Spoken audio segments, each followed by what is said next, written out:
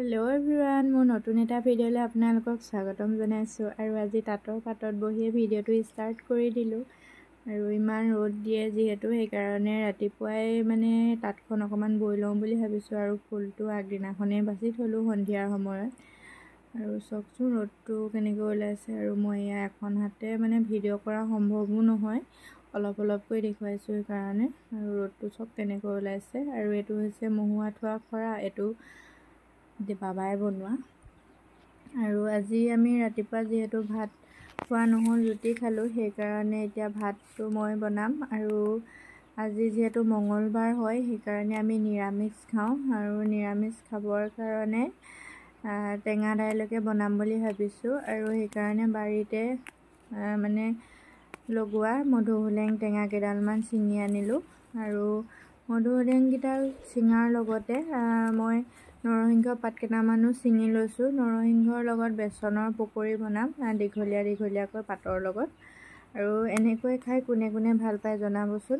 নিৰামিষ থালিখনো কেনেকৈ সোৱাদ লগাকৈ খাব পাৰি আপোনালোকেও চাবচোন ভিডিঅ'টো শেষৰলৈকে, স্কিপ নকৰিব ভিডিঅ'টো। আৰু এইখিনি ধুনীয়াকৈ ধুই কৰি লওঁ। এতিয়া ধুই কৰি লৈ মই এতিয়া পাকঘৰটো মুচি ল'ম। আৰু পাকঘৰটো মুচি থকাই হয়, কিয়নো তেল আৰু হালধি এইবোৰ পৰি থাকে যে, বনাই থকাই হয়। আৰু মুচি কাচি ল'লেহে বনাই কৰিও ভাল লাগে বা খাই কৰিও ভাল লাগে। পৰিষ্কাৰ হৈ থাকিলে ভাল লাগে আৰু বনাই মেলি। আৰু এতিয়া ধুনীয়াকৈ পাকঘৰটো গোবৰ দি মুচি লৈছোঁ। আৰু লগতে ফেনাইল অকণো দি দিছোঁ, যিহেতু এতিয়া গৰম দিন হয়, সাপ চাপো ওলায়। আমি গৰম দিনত ঘৰ মুচিলে কৰিলে ফেনাইল অকণ দিওঁৱেই। ফেনাইলৰ গোন্ধত এইবোৰ বস্তু ইমানকৈ নাহে যে, সেইকাৰণে। আৰু এতিয়া মোৰ ঘৰটো মুচি হৈ গ'ল। মুচি কৰি লৈ এতিয়া গৰমো উঠিছে, যিহেতু গৰম উঠিলেতো নহ'ব, ভাত বনাবই লাগিব। এতিয়া শাককেইডালো কুটি কৰি লৈছোঁ। এয়া দাইল কেইটামানো তিয়াই থৈছোঁ, এয়া পিঁয়াজ আলু। আৰু এয়া ধুনীয়াকৈ দেখিছেনে, চৌকাটো এতিয়া ইমান ধুনীয়া লাগিছে। আৰু মুচি কৰি ল'লে ভালো লাগে বনাই কৰি। আৰু দাইলকেইটা ধুনীয়াকৈ ধুই লৈছোঁ। এয়া কেৰাহী আৰু গৰম হৈ গ'ল। কেৰাহীত এতিয়া মই তেল দি দিছোঁ। ইফালে ভাতৰ চচটো পাতি থোৱা আছে, ভাতৰ কাৰণে গৰম পানী বহাই থৈছোঁ। আৰু এয়া তেল গৰম হ'ল যিহেতু এইখিনি পিঁয়াজ দি দিলোঁ। পিঁয়াজখিনি দিয়াৰ পিছত এতিয়া মই ইয়াত হালধি নিমখ দি দিম। হালধি নিমখখিনি দিয়াৰ পিছত অকণমান ইয়াত মই ধুনীয়াকৈ ভাজিম ৰঙচুৱা হোৱালৈকে। ৰঙচুৱা হৈ যোৱাৰ পিছত এতিয়া মই ইয়াত দি দিম কাটি থোৱা আলু আৰু দাইল। দাইলখিনিও ধুনীয়াকৈ এতিয়া দি দিছোঁ।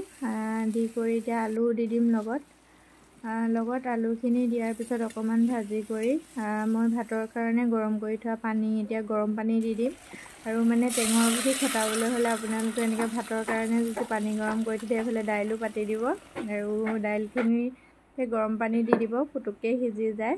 তেনেকৈ সোনকালে হয়। আৰু ইয়াত মই ভাতৰ চচত চাউলো দি দিলোঁ, সিজিবলৈ দিছোঁ। ইয়াত এতিয়া বেচনৰ নিমখ অকণ লৈ লৈছোঁ, এইখিনিও যোগাৰ কৰি লৈছোঁ। আৰু এতিয়া ভাতটো অকণমান উতলিছে, লৰাই দিছোঁ। এনেকৈ চচত বনোৱা ভাতকেইটা খায়ো ভাল লাগে। কি হয়, ভাতৰ যিখিনি নিখনি পেলাই দিয়া হয়, আৰু ভাতকেইটা জৰজৰীয়া হ'লে খায়ো ভাল লাগে। আৰু দাইলখিনিও সিজি গ'ল। ইয়াত এতিয়া মই কাটি থোৱা মধুসোলেংখিনিও দি দিলোঁ। মধুসোলেং টেঙা দিয়া দাইলকণ চাওকচোন কিমান ধুনীয়া লাগিছে। আৰু এনেকৈ খাই কোনে কোনে ভাল পায় জনাবচোন। এনেকৈ খাই কিবা এটা ভাল লাগে আৰু এয়া মই বেচন আৰু নিমখ দি ধুনীয়াকৈ বাটাৰখিনিও গুলি ল'লোঁ। গুলি লোৱাৰ পিছত মই এতিয়া দেখিছেনে, পানী কাঢ়ি লোৱা ভাতটো ধুনীয়াকৈ জৰজৰীয়া হৈ গৈছে। আৰু অকণমান ঢাকনাখন মাৰি জুইতে উঠাই দিম, তেতিয়া আৰু ধুনীয়া জৰজৰীয়া হৈ যাব, খায়ো ভাল লাগে। আৰু ইয়াত নৰসিংহ পাতকেইটাও এটা এটাকৈ ছিঙি ল'লোঁ। ছিঙি লৈ মই এতিয়া ধুনীয়াকৈ বেচনখিনিৰ লগত গুলি লৈ এতিয়া মই ইয়াত দি দিম, তেলত দি দিছোঁ।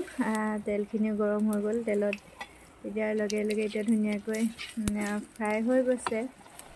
আৰু এইখিনি এতিয়া ধুনীয়াকৈ সিজিবলৈ দিছোঁ, সিজিবলৈ অলৰেডি সিজিছে। আৰু এয়া মোৰ বেচন পকৰি হৈ গৈছে। আৰু নৰসিংহ আৰু বেচনৰ পকৰি ৰেডি।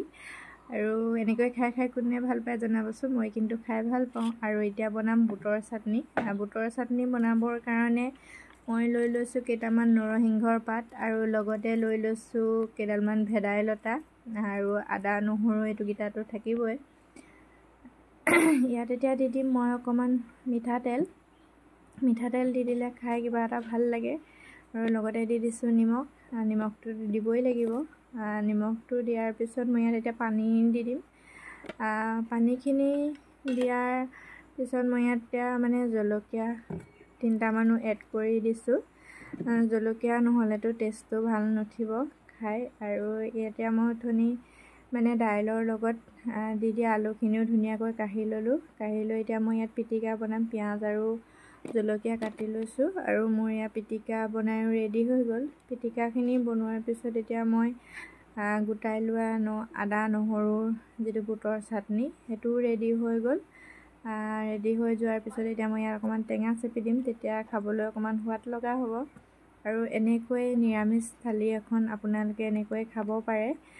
খাই মই কিন্তু ভাল পালোঁ। আপোনালোকেও ট্ৰাই কৰি চাব পাৰে মোৰ গতে। এয়া দেখিছেনে, গৰমত মানে বহি লৈছোঁহি আৰু অকণমান ফেনৰ তলত।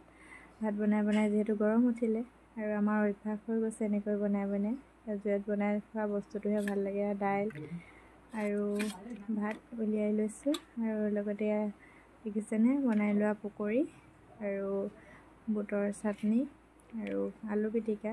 এনেকৈ আজি মঙলবৰীয়া থালিখন ৰেডি হৈ গ'ল। আৰু এনেকৈ খাই কোনে কোনে ভাল পায় জনাবচোন, মই কিন্তু ভাল পাওঁ।